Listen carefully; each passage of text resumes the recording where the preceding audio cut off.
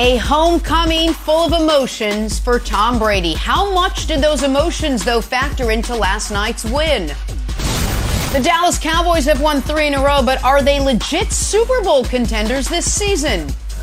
And Mac Jones giving Patriots fans hope for the future last night. Good Monday morning, everyone. Welcome to First Things First. Jenna Wolfe alongside Nick Wright, Chris Broussard, and Kevin Wildes, who was at Foxborough last night, and apparently the guy never left, literally still in the stadium. I'm still here, Jenna. I'm excited for the show. I know I'm supposed to be upset, but I am not. Still happy. Look at you, buddy. We're so happy. We're happy for you. No.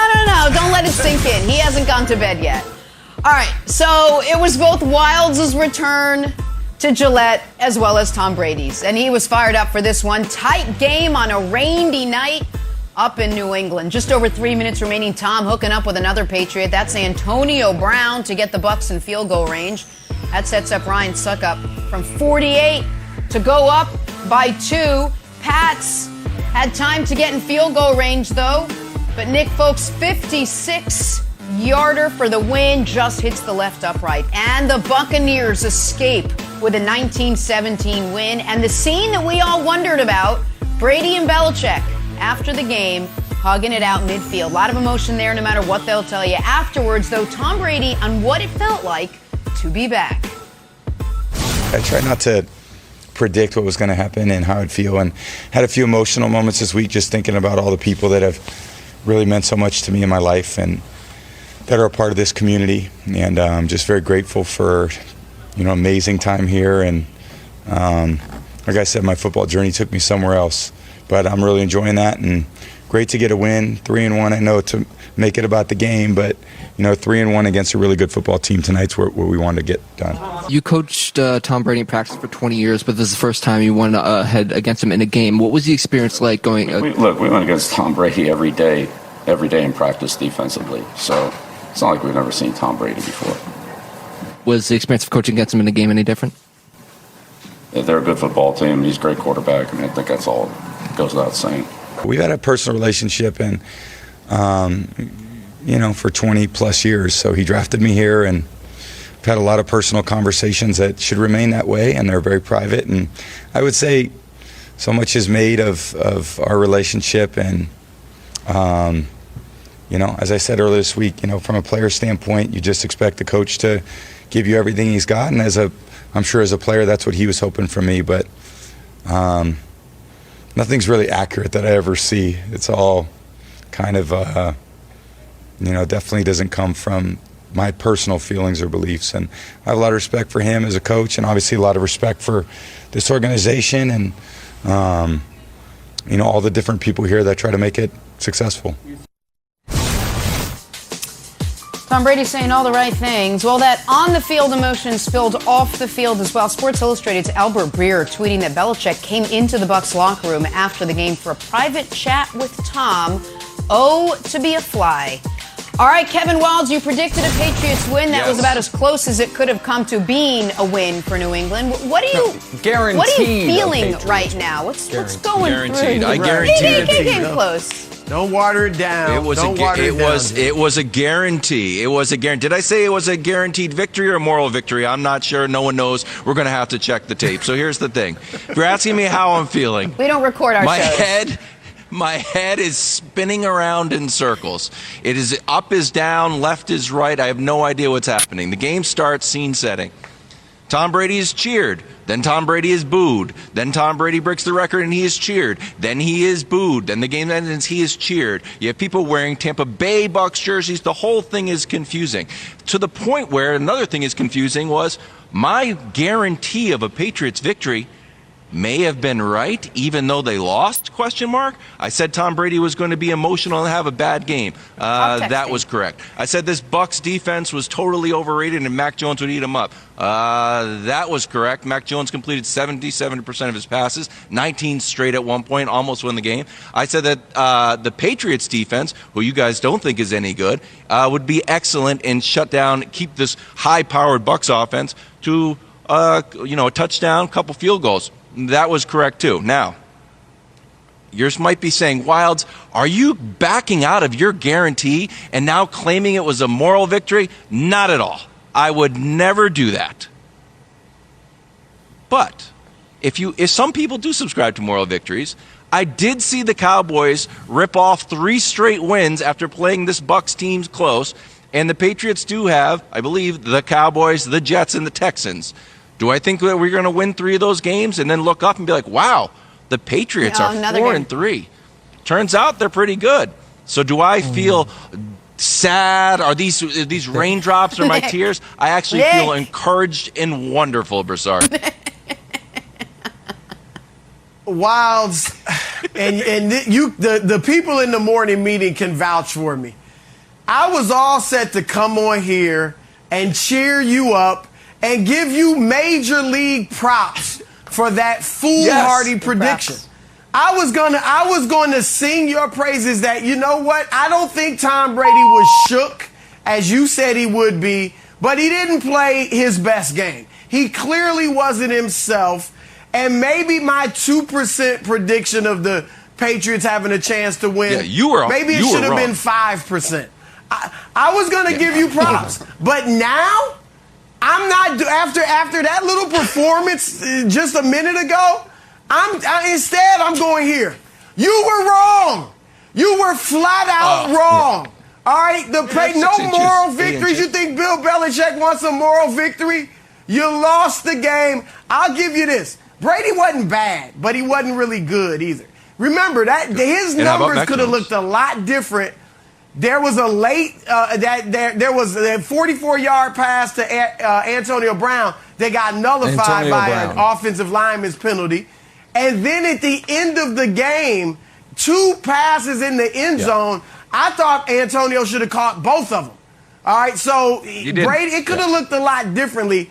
All right, I'll give you your boy Mac Jones did outplay Brady. He outplayed Brady. Oh, say it again. He was great. He was huge. On the screen. Yes, he did outplay Brady. Huge. But you play to win the game. Guys are out of your minds. Play to win the game, so he didn't win the game. And Belichick coached better, Nick, than Brady played. Wow. My only beef with Belichick, because his defense was great. I don't want to say he had Brady confused, but he certainly had him out of sorts.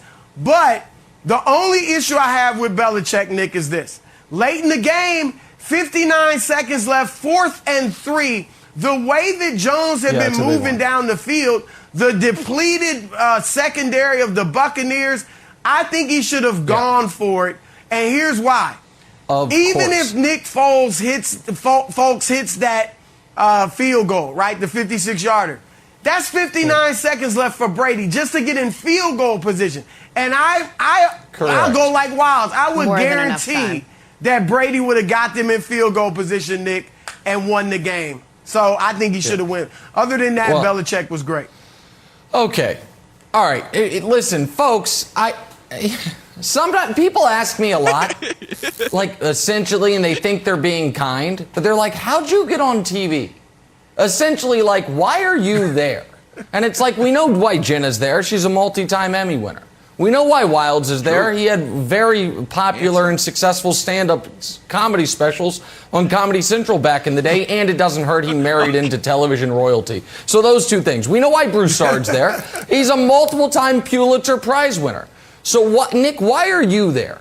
And the answer is because while my colleagues drip in narratives and drip in, well, it feels like this should be a Patriots win if you're Kevin Wildes. And Broussard's like, it feels like Tom Brady's going to have, I think it was 350 to 450 yards and 4 touchdowns.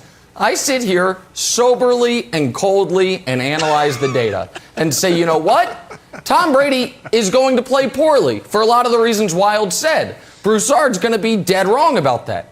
But Wildes is going to be dead wrong about that mattering because the Patriots stink. And while Wildes right now is literally dripping from the raindrops and his tears of last night, he still has not yet understood the fact that this Patriots team is no good. That they have 3 times this year held their opponent in the teens and lost. Like they or twice they've held their opponent in the teens and lost. The other time was getting blown out by the Saints. That in their losses, their offense, let me give it to you, has scored a resounding 16, 13, and 17 points. And to Broussard's point about Belichick and about the field goal at the end, you don't have to take my word that Mac Jones is not very good. Take Bill Belichick's choices. Because Bill Belichick had the choice. What do I trust more? Nick Folk to make a 56-yarder. He hasn't made a kick of longer than 55 since 2015. He's 3 for 9 on those in his career. Nick Folk to make a 55-yarder outdoors and our defense then get a stop, or Mac Jones to pick up 3 yards. And Belichick's like, send out the kicker. Can't ask Mac to get 3 yards. Guarantee Brady doesn't get the ball back and we get a shorter field goal. That was Belichick's choice. Now, you want to make the argument Belichick doesn't know what he's doing, Wilds? Have at it. I'm going to make the argument Belichick, much like me, does not, get overcome by emotion or narratives, soberly and justifiably looks at the facts and says, I can't trust this guy to get 3 yards. He's only gotten to 17 points on this bad defense for 59 minutes. Why would I believe it? No, send out our mediocre kicker from 56. That's what he did. So you should feel terrible because your team's terrible. Broussard shouldn't feel much better because he thought Brady was going to be awesome and he was awful. So this game went exactly how I told both of you it would, Wilds. Okay. Jenna, first of all, I give credit to the Bucs rushing defense. They were the best rushing defense for 2 years straight. They will be again this year. They played great. Also, guaranteed victory over the Texans. Guaranteed. Put it in the books, everybody. I'm going to Houston. Guaranteed. Let's go. I'm on the road. Wild's World Tour. Right outside. All right, the New England Patriots now 1-3. Fun fact, not many teams that start 1-3 make the playoffs. Also, not a fun fact. Let's talk about a team that isn't 1-3, the Dallas Cowboys. Their offense rolling yesterday. Are the boys looking like serious Super Bowl contenders? That's next. First things first. Drawing a blank. Ravens, Broncos. Oh, we love this story in our morning meeting today. Bit of a weird ending to this one. With the game in hand, so Baltimore opts to rush for 5 yards on the final play instead of taking a knee. This in an effort to tie an NFL record, 43 straight games with at least 100 rushing yards for the team. The Broncos were reportedly livid with how it ended. Here's how John Harbaugh explained it. That's one of those things that's meaningful, and it's one of those things that's, I think as a head coach, you got to be mindful of your team and your players and your coaches and what it means to them. It's a very, very tough record to accomplish, and it's a long-term record. So I'm not going to say it's more important than winning the game for sure, and it's certainly not. But as a head coach, I think you do that for your players and you do that for your coaches, and it's something that they'll have for the rest of their lives.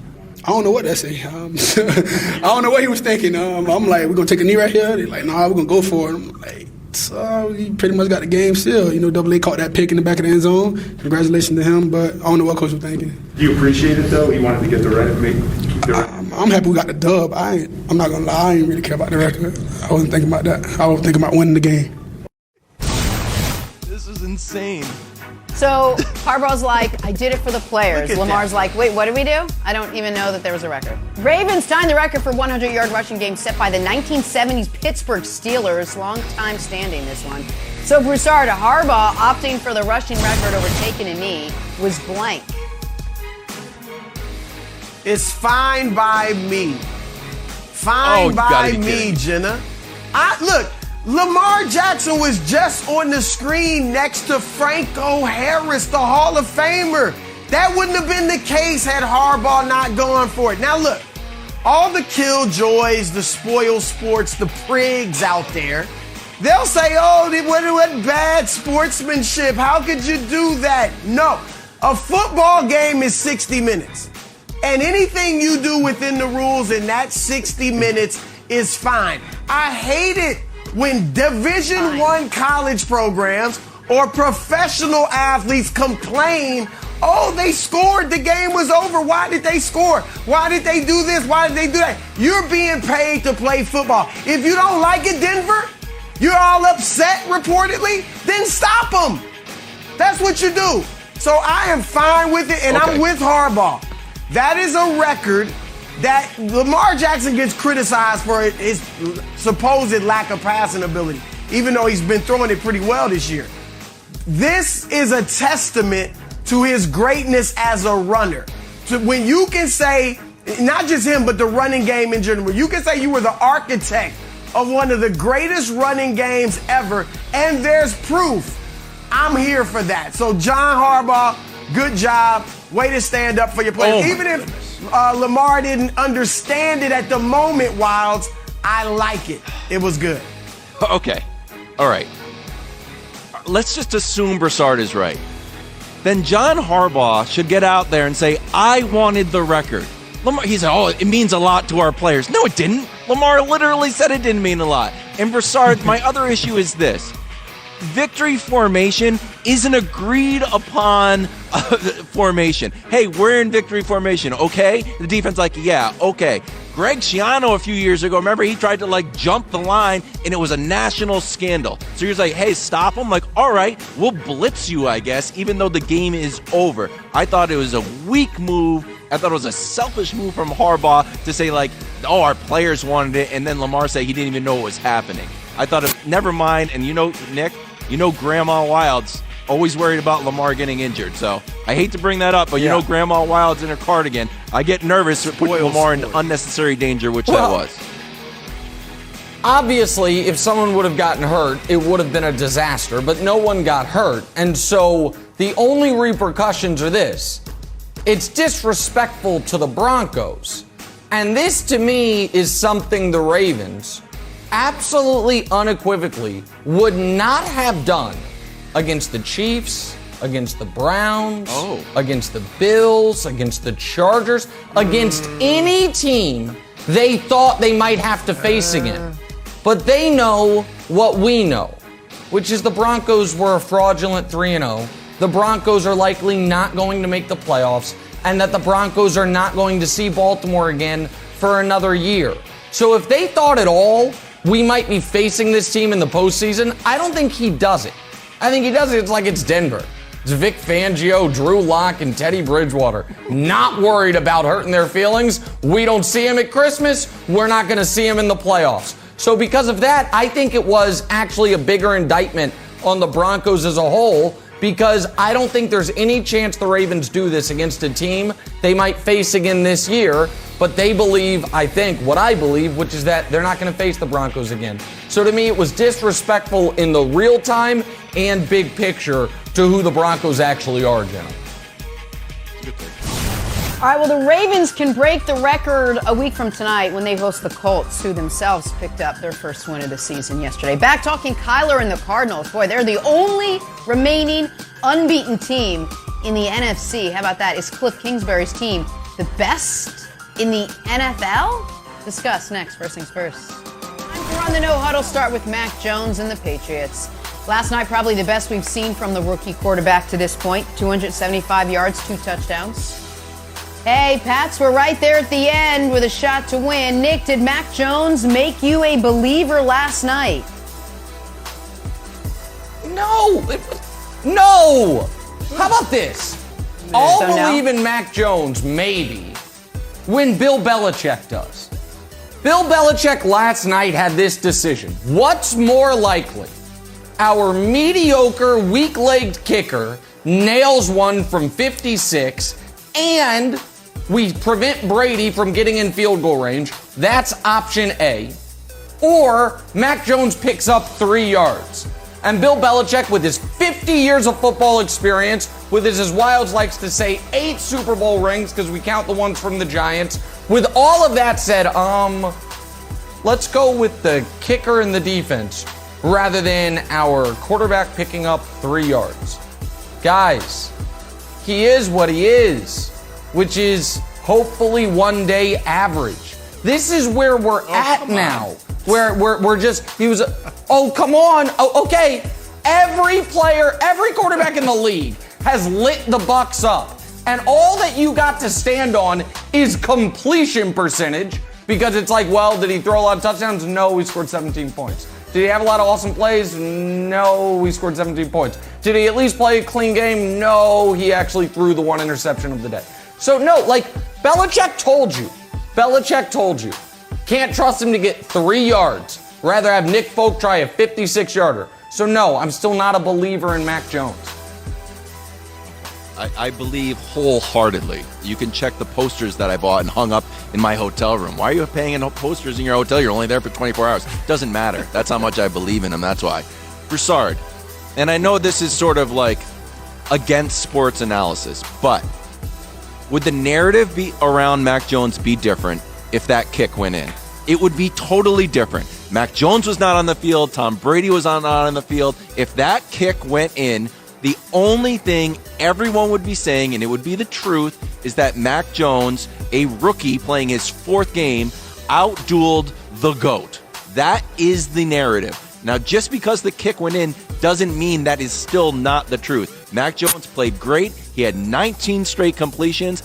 No one in New England is upset at Mac Jones. No one at all. Maybe in Kansas City they're upset because they realize that someone's coming for the crown that Mahomes has. But right now, everyone here is very happy. All right, you went a little far at the end there, Wilds, but otherwise, amen. All right, otherwise, amen. Nick, I'm with Wilds on this. This is your chance to jump off of the Mac Stinks bandwagon. You're jumping off sooner or later, buddy. You might as well do it now. All right, because Mac Jones, for him to play the way he did yesterday in driving rain with the GOAT on the other sideline, with jerseys for the other quarterback all over the stadium, he outplayed him. And Wilds is absolutely right. If that kick goes in, we're having a whole different discussion, and everybody's singing Mac Jones' praises. And okay, that's fine. But you want to talk, I don't know if you don't like his neck size or what, but you want to talk about your boy Trevor Lawrence. I will say this. I'm on record. I do think Trevor Lawrence is better than him. I would take Trevor Lawrence over him. But as things stand right now, Nick, guess who averages more yards per game? Oh, Mac Jones. Guess who has a better completion totally percentage? Irrelevant. Oh, Mac Jones. And for all your insults to Mac about dinking and dunking, take off the training wheels. Guess who averages more yards per attempt? Oh, Mac Jones. Mac Jones is for real. I'm not saying he's all world, but he's a legitimate franchise. If you're going to say it, then say it. Of the future. Don't say, hold on. I can't let any of this stand. I say it First right of all, now. If you're going to say you think Mac Jones is better than Trevor Lawrence, then say it. Don't say, I'm on the record, I like Trevor Lawrence more, but here's all these stats that where Mac Jones is better. That's first of all. Second of all, it wasn't a missed 26-yard field goal or 36-yard field goal or 46-yard field goal. The field goal was missed because Mac Jones could not get them far enough down the field. It was not a chip shot that he just got unlucky on, like what happened to the Vikings a few weeks ago. That is not the story here. We want to play what-if games. The what-if game of if Antonio Brown holds on to a perfect Tom Brady pass in the end zone, then Mac Jones has to go the entirety of the field to win the game, and there's no chance he's doing it. Guys, as my good dear friend LeVar Burton would say, don't take my word for it. Take Bill Belichick's. Can I trust him to pick up 3 yards? No, I can't. Kick a 56-yarder in bad weather outdoors. That's Bill Belichick's call, not Nick Wright's, Jenna. Wow. All right. Let's head to L.A., where it's warmer and calmer. Cards and Rams for the early lead in the NFC West. It was all Kyler in this one. Threw for 268 yards, 2 touchdowns. No big discussion like in that last game. He added 39 more yards on the ground as well. You couldn't ask for more out of Kyler yesterday. Arizona wins 37-20. Now the only remaining unbeaten team in the NFC. Who saw that coming? Nick's been down on Cliff Kingsbury's team. Wilds, what about you? You starting to believe in the 4-0 Cardinals after their blowout win over what we thought was a pretty good Rams team? Hey, you know we got to fire up that Kyler MVP full screen again, Jenna. Kyler's playing great. I don't know what you do. If you leave him in the pocket, he'll eat you up through the air. If you chase him out of the pocket, he's actually more dangerous. So you're kind of stuck if you do, stuck if you don't. Kyler's playing great, and here's the thing, Broussard. I've mentioned it before. This was a Rams letdown game. They beat the Bucs, and then they had a letdown game. Meanwhile, the Cowboys, when they lost to the Bucs, they rattled off 3 in a row, just like the Patriots about to rattle off 3 in a row. So there you go. It's a letdown game, and I believe in Kyler. Yeah, I'm with you on the letdown game, Wilds, and that's why I certainly believe in Kyler. The Cardinals, I'm a tad hesitant, just a tad. I want to see a little bit more before I go all in on the Cardinals are now a legitimate contender. But I am all in on Kyler Murray. He is the MVP right now. I don't think there's any doubt about it. And as you said, what he did against what we think is the best defense in football or thought before the game was incredible. I never thought he'd do it. And it shows his maturation because he had thrown 7 interceptions, had a terrible passer rating against the Rams previously. And yesterday he just toyed with them through the air, on the ground, whatever he wanted to do. They got the weapons, DeAndre Hopkins and others, to help him out. That defense has steadily improved every year under Cliff Kingsbury, so I got to give him credit for that. So I do believe, look, Kyler, if he doesn't get hurt, and last year he was playing lights out until he injured his shoulder in week 11, but he is, in his last 13 healthy games, they are 10-3, and he's thrown more touchdowns than any quarterback not named Aaron Rodgers. So I'm all in on Kyler, Nick, and I'm getting there. I'm maybe a week away, a week and a half away from going all in on the Cardinals. Week and a half. Yeah, so my issues with their head coach are well documented, but you've got to give the team credit for what it's done. They're not only 4-0, they've scored at least 30 points in all 4 games this year. And I don't know that I buy this letdown game stuff as far as justifying it from the Rams. That's typically when you're playing a bad team. They're playing an undefeated team at home in the division. It's arguably one of their very biggest, inarguably actually, one of their biggest leverage games of the season. Your home game against your best divisional opponents. And the Cardinals walked all over them on both sides of the ball. Matt Stafford didn't play well, which I'm sure is the fault of the greater Detroit metropolitan area. Not at all Matt Stafford's fault, because we know those are the rules. And the Cardinals were excellent in all 3 phases of the game. So yes, this is, sometimes we overreact to things. I want to make sure not to underreact to this game, because this was a statement win by the Arizona Cardinals, and I know everyone expects me to say Mahomes is the MVP. Through 4 weeks, Kyler's absolutely the MVP. He has played sensational football, and maybe I overrated how close they played the Vikings in negatively assessing them. They've been excellent. They have 3 blowout victories, the lucky win against the Vikings. I have to give the Cardinals a ton of credit for going to LA and beating that Rams team in a game that was not close after halftime, Jenna. And a fun one next week. Kyler going up against Trey Lance and the Niners because Jimmy G's out a couple weeks with an injury. So that'll be a fun quarterback battle to watch. Back talking Tom Brady now. Did emotions get to him in his return to Foxborough last night? We know emotions got to Kevin Wildes, who is still in the stadium as we speak. We'll get his thoughts next. First things first. Back here with former head coach Eric Mangini. Coach, big win for the Dallas Cowboys yesterday over the previously undefeated Carolina Panthers. Thank you, Dak Prescott. Thank you, Ezekiel Elliott. Zeke with over 100 yards for the first time this season. 20 carries, $143. Dak threw touchdowns to 4 different receivers. And the Dallas Cowboys are now 3-1 and headed in only one direction, according to Dak. Take a listen. We want to be the best, and we want to win. And we want to win late in the year, and we want to go play in the last game out in California. And so we got to continue to build on this culture week in and week out. No matter what situation we are in the game, we've got to lock arms and just trust our brotherhood and everything and all the commitment we've had up to this point, and continue to grow and continue to get better. Big reason the Cowboys won, second-year stud Trayvon Diggs. 2 more picks in this game for Dallas. Only 2 entire teams have more picks than Diggs. 5 this season. Complete game on offense, a complete game on defense for the Dallas Cowboys. Chris Broussard, is Dallas starting to look like a Super Bowl contender after getting to 3-1 yesterday? Well, Jenna, because of the last quarter century of futility in Dallas, it's hard for me to really go all in on the Cowboys. But I'm doing it. I'm diving in the pool, all right? I am now saying the Dallas Cowboys are a contender. Now, I still wouldn't call them the best team in the NFC. I still think there's maybe 3 teams better than them right now. But I'll say they're a legitimate contender now. I mean, they've got great win. They played the defending Super Bowl champions really closely, barely lost to them, beat a good Chargers team, annihilated a Philadelphia team, and actually beat them worse than Knicks Chiefs beat them. And then yesterday took an undefeated Carolina team and pretty much owned them. The offense is balanced.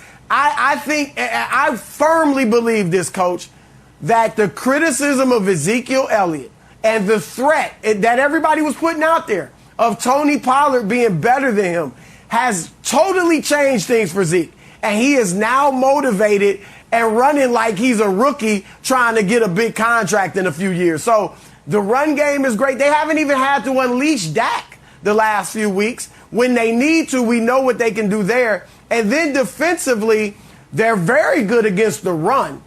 And now with Trayvon Diggs, the pass defense, they still obviously have weak spots in other parts of the secondary.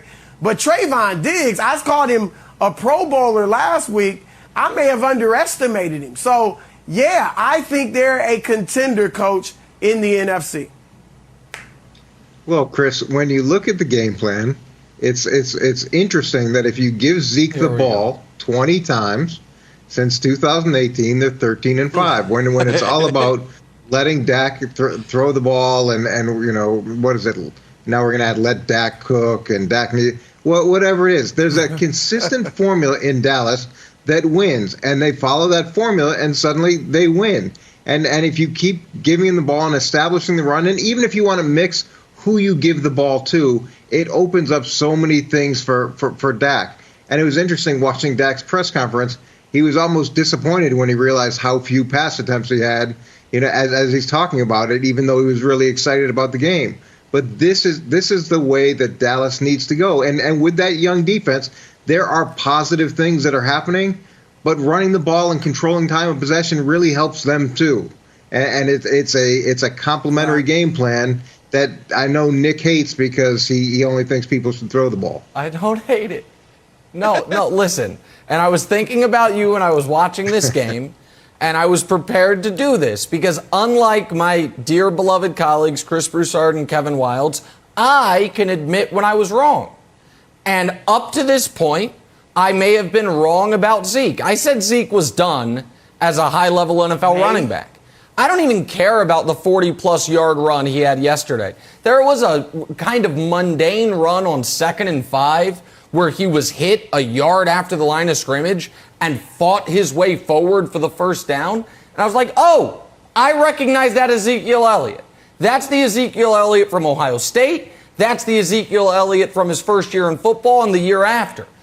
This Cowboys team, to me, is clearly the best team since 2016, Dak's rookie year, and that team that year could have gone to the Super Bowl. They were 13-3, they had home field advantage, and they lost in the playoffs on a last-second Mason Crosby field goal after one of the best throws of Aaron Rodgers' career, that throw on the sideline to the tight end that I still don't know how he made it and how that play ended up being converted. This Cowboys team, it not just because we always talk about the passing offense. Dak is obviously better than he was 5 years ago, and Dak wasn't sensational yesterday, but we know Dak is a better player than he was as a rookie. The running core, Zeke plus Pollard, even if Zeke isn't as good as he was as a rookie, if he's anything close to what he was yesterday, you're going to have a balanced offense, which I'm fine with if you have the pieces, coach, to balance it. But the most important thing that happened yesterday is Trayvon Diggs. If you have a star corner, it changes the math on how you can play defense. And this is what I want your take on, Coach. And I don't want to overreact, but it wasn't just the 2 picks. It's the pass breakups. That pick is one thing. The second pick was even better. It's that you saw some of this from him as a rookie, and that's such a tough position to play as a rookie. DeMarcus Lawrence isn't even playing yet, and they're getting a pass rush. Coach, if you have a great corner, I feel like it tilts the math as far as personnel in your favor so much defensively. And if Trayvon Diggs is a great corner, and he looks like a great corner, he's 6'2", he's big, he's strong, he seemingly does a little bit of everything. I think all of a sudden the Cowboys can go from, okay, can the defense be average, to can the defense be above average, to almost good.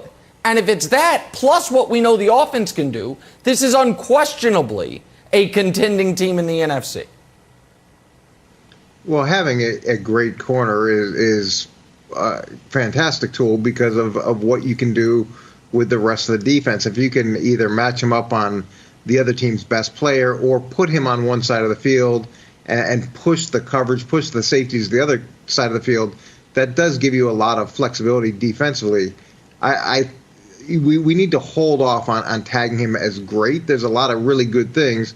Some of this comes down to Sam Darnold and questions going into the game as to how well he could perform without McCaffrey against the 30th ranked pass offense. Sure. And he did provide some opportunities. So as we look at the performance in the passing game and with him in particular, there's a little bit of an asterisk because we're also trying to figure out whether or not Sam Darnold is the Jets version of Sam Darnold or Sam Darnold is the new and improved version of Sam Darnold.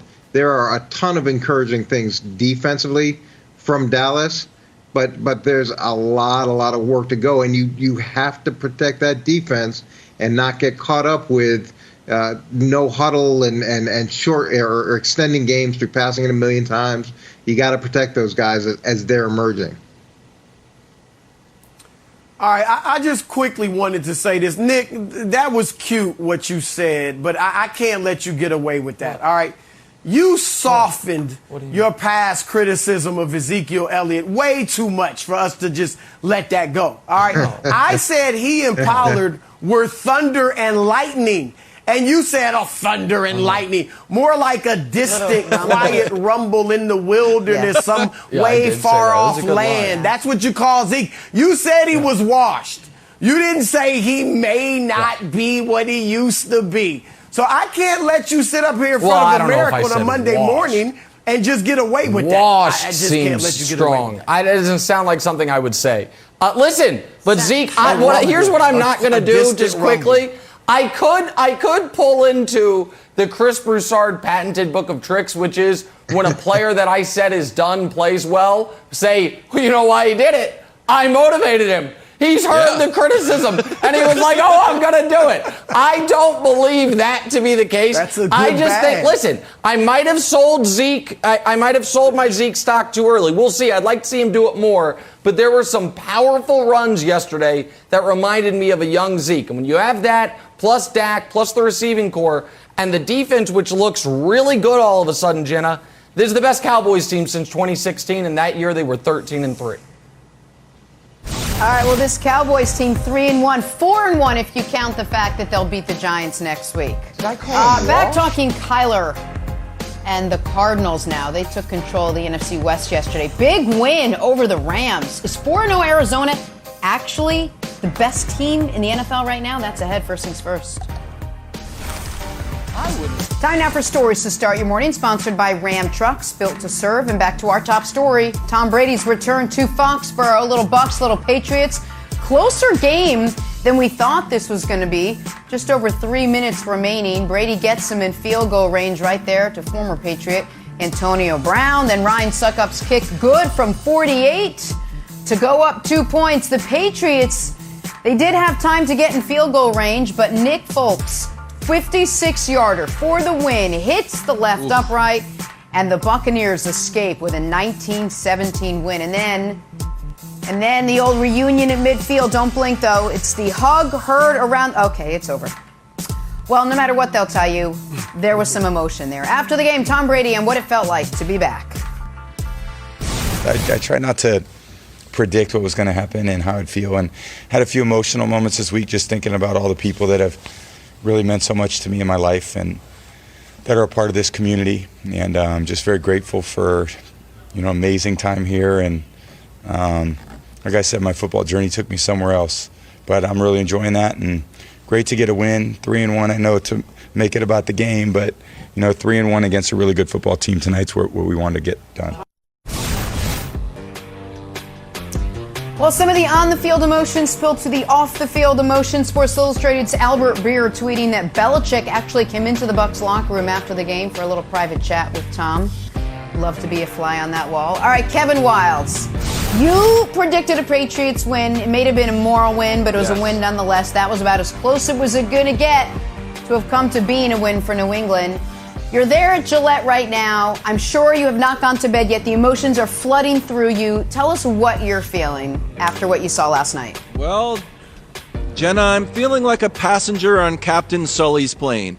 This is not exactly where I want to end up, but I'm overjoyed and encouraged by the captain of the ship, Bill Belichick and Mac Jones. Look, do I want to be in the Hudson at 1-3? No, but I feel like very, very happy with the result. And look, I guaranteed a victory. I told people to take out reverse mortgages and bet it all on the Patriots. And did the Patriots cover? Yes. So you're welcome, America. Oh, your old buddy Kevin Wildes coming through for you. And Broussard, I said I thought the Patriots would play well for 3 reasons. 1, thought Tom Brady was going to be emotional and not play well. That came true. 2, I thought the Bucs defense, pass defense, was wildly overrated. That came true as well. Richard Sherman was getting cooked out there. Mac Jones had a wonderful, wonderful day. He missed 9 passes. He had 19 in a row at one point. He played great.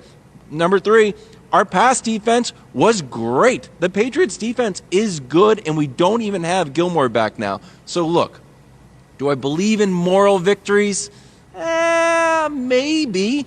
We saw the Cowboys play the Bucs close in the opening game of the season. Then they rattled off 3 wins, and now you're calling them Super Bowl contenders. The Patriots have got the Texans, those same Cowboys, and then the Jets. So could I see us in 3 weeks being 4-3? People saying, wow, these Patriots, Mac Jones getting better and better. Patriots could be real scary. No one wants to play the Patriots. So yes, I feel wonderful. Considering we lost, I feel fantastic, Broussard. Well, Wildes, you clearly believe in moral victories. All right, there's no ifs, ands, or buts about it. Now, I'm not mad at you, though, because remember, I picked the Patriots to make the playoffs as well as a wild card, and they are improving steadily. There's no doubt about it. I do think Brady was clearly emotional. I mean, he admitted that. I don't think he was as shook emotionally as you say. I think Belichick did a masterful job defensively of throwing different coverages at him all the time and not confusing him, but keeping him off of his game. Brady also, you have to admit this, Wildes, his numbers and the storyline could look a lot better had Antonio Brown caught one of those touchdown throws at the end of the game. And we wouldn't be talking about Brady leading the game-winning drive with a field goal. We'd be talking about him throwing a bomb to Antonio Brown that was caught in the end zone. So 2 great passes at the end of the game to Brown. AB just didn't handle either one of them. That said, Wildes, Mac Jones did outplay Tom Brady. He did. And that has to make you encouraged if you're a Patriots fan. I mean, for him to have the poise to go against the GOAT and outplay him with a running game that managed -1 yards. So Tampa knew exactly what was coming, and they still couldn't stop the young rookie. And I also think that Belichick coached a better game than Brady played. Belichick was great, as I said earlier. The one thing, though, Nick, that I'd criticize Belichick on, or I should say question him on, was with 59 seconds left, the Nick Folks field goal attempt. It's 4th and 3. The way they were moving the ball against that banged up, beleaguered secondary of Tampa Bay, I believe that Mac Jones could have got the first down. And then you're looking at probably a closer field goal. And here's the other thing, Nick. with 59 seconds left, even if folks' field goal is good, you left Brady a minute left to just get in field goal range. Of course. And I do believe there's no question he would have got them in field goal range and they would have won on the field goal. So, Nick, those are my thoughts on this, but I get where Wildes is coming from with the good vibes. Okay, before I'll address your thoughts in a moment. First, let me address the audience because I know what you guys are thinking. Nick, are you really going to let these two charlatans totally off the hook? And the answer is no, I am not. Kevin Wildes guaranteed a Patriots victory. He was wrong. Chris Broussard countered that by saying Bucs are going to win because Tom Brady's going to throw for around 400 yards and 4 touchdowns. He's going to be great. He was awful. So they were both as wrong as you can be about anything. Luckily, y'all had me last week saying Brady won't play well and it won't matter because the Patriots stink. And this, I cannot believe the mental gymnastics that are being done to try to explain away what is obvious. You can't run the ball at all. You had 8 carries for literally negative yards. Terrible. You have no explosive Wildes. I know Tampa's got a good run defense, but they are not an impenetrable wall of steel. You should probably try to have a positive yard. How about we get to better than 0 against any run defense? That's first point. You don't have explosive plays because you don't have explosive playmakers, and your quarterback can't throw the ball down the field. The 4 worst quarterbacks by passer rating in football this year on passes traveling at least 20 yards. Jacob Eason, who's not a starter, Taysom Hill, who's not a quarterback, and Davis Mills, who's one of the worst starting quarterbacks since Nate Peterman in recent memory. Those are 1, 2, 3, and then at number 4 is Mac Jones. He threw 1 pass yesterday more than 20 yards down the field, and it was caught by a Buccaneer. And so, but Nick, he had 19 straight completions. Who gives a damn? The point of completing the ball is to get yards. The point of yards is to get points. You scored 17 points. You have scored 16, 13, and 17 points in your 3 losses. The reason Bill Belichick Wildes kicked that field goal is because he trusts Nick Folk to get 56-yard field goal, and his defense is going to stop more than he trusted Mac Jones to pick up 108 inches. That's the greatest coach ever telling you what you need to know about your offense. So I don't know how you're sitting there happy. You should be very sad. Sure. Your team's terrible. Okay. All right. Look, Mac Jones. This is This is Mac Jones' 4th game, right, Broussard? His 4th game since coming out of Alabama, where he won a national championship. He played the Buccaneers, who were in the Super Bowl last year, correct? Against Patrick Mahomes. Did he have a better game than Patrick Mahomes had in the Super Bowl? Yes, he did. It's not the same Bucs defense. He went head-to-head with Tom Brady, the greatest quarterback of all time. Did he outplay Tom Brady, the GOAT? Yes, he did. Look, did we win the game? No. I'm sorry. I made a prediction with 3 things that came true, and we missed by 4 inches. So, look at me. I'm a fool. We missed by 4 inches. Nobody wants to play the Patriots, Broussard. We are headed in the right direction. Like I said, everybody wants to play the Patriots. Jones is Captain Sully. You got the same record as the Jets. Everyone wants to play you. You've lost 3 games at home. Kevin Everyone wants to tell play that to the you. Texans. Tell the Texans we're coming for you. Guaranteed. Another guarantee. Patriots over Texans. That's it for us.